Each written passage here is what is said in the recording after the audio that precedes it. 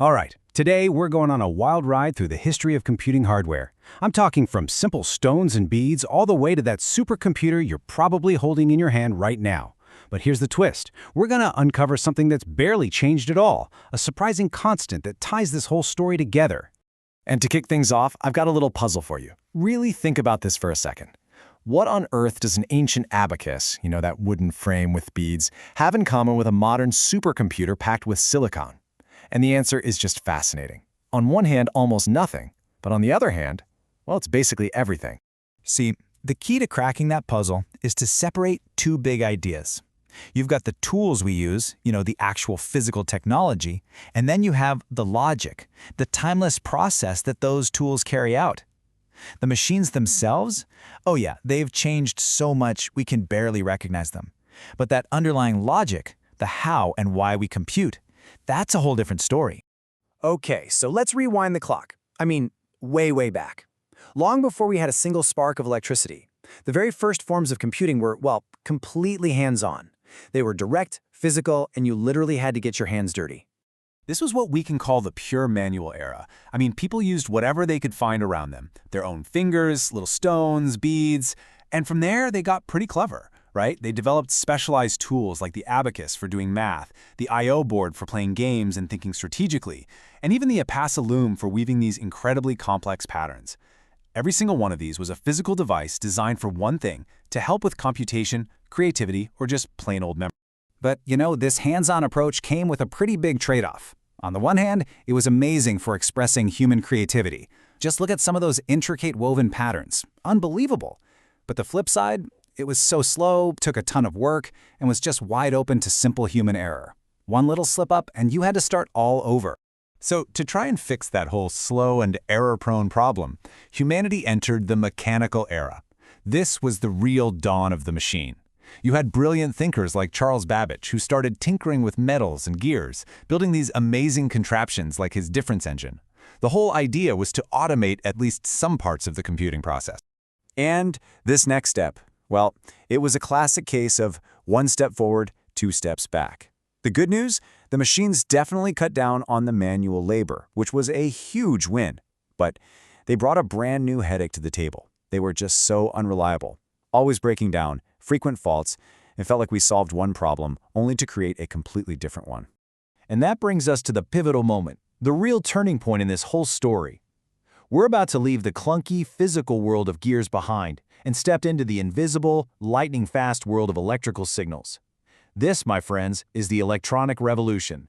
This massive leap forward really happened in three key stages. First up, you had vacuum tubes. Now, they made machines super fast and automatic, which was awesome, but they were also massive, generated a ton of heat, and were just absolute energy-guzzling hogs.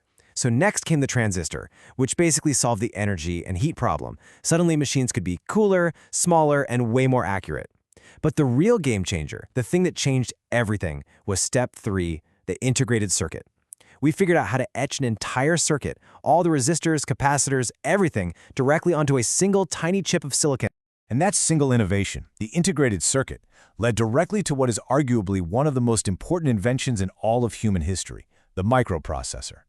Think about it. For the very first time, all the core parts you need to do math and logic could live together on one tiny chip. The brain of the modern computer was efficiently born. And that's what really kicks off the modern era, what we call the age of miniaturization. We basically took that single chip concept and pushed it to an insane exponential extreme. The goal from then on was simple, almost like a mantra. Make it smaller, make it faster, and put it absolutely everywhere. So, just how extreme did it get? Well, right now, today, we can cram millions of electronic components onto a single chip that's about the size of your fingernail. Just let that sink in for a second. The computing power of a machine that would have filled an entire room in the 1950s can now literally fit on the tip of your finger. Okay, let's make this a little more real. Just think about laptops. Look at the difference in just 25 years. We went from those big, bulky, heavy machines that couldn't do much to these impossibly thin and light ultrabooks that are just ridiculously powerful. They do the same basic job, but the technology itself is from another planet. And if you think that's crazy, look at phones. The change there is even more dramatic. In just 40 years, we went from the old brick phone, which did exactly one thing, make calls, to the smartphone in your pocket, which is a literal supercomputer connecting you to all of human knowledge. The evolution of the tool is it's staggering. Okay, so after that incredible whirlwind tour of hardware evolution, let's bring it all back home. Let's come full circle and get back to our main idea, that unchanging core at the heart of it all. So if you wanted to sum up the entire story of the tools, of the hardware, it would look like this. The hardware was always evolving. Performance, reliability, connectivity, they all skyrocketed. Meanwhile, the cost and the size, they just plummeted. The physical machines have been in a state of constant, non-stop revolution. But here's the kicker. This is the most important point of all. The machines themselves are completely unrecognizable from their ancestors. The tech is like something out of science fiction. And yet, the substance of what they're actually doing, the fundamental logic of a computing process, that has stayed pretty much the same. You know, a perfect way to see this is to look at programming languages.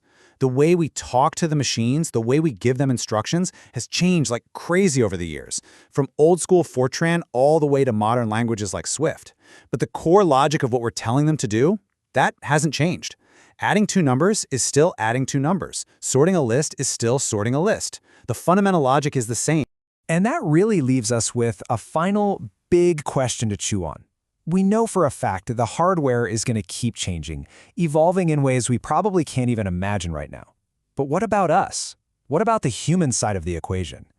Will the fundamental logic of how we think, how we approach and solve problems, will that ever truly change? Or is that the one true constant in this incredible story of technological evolution?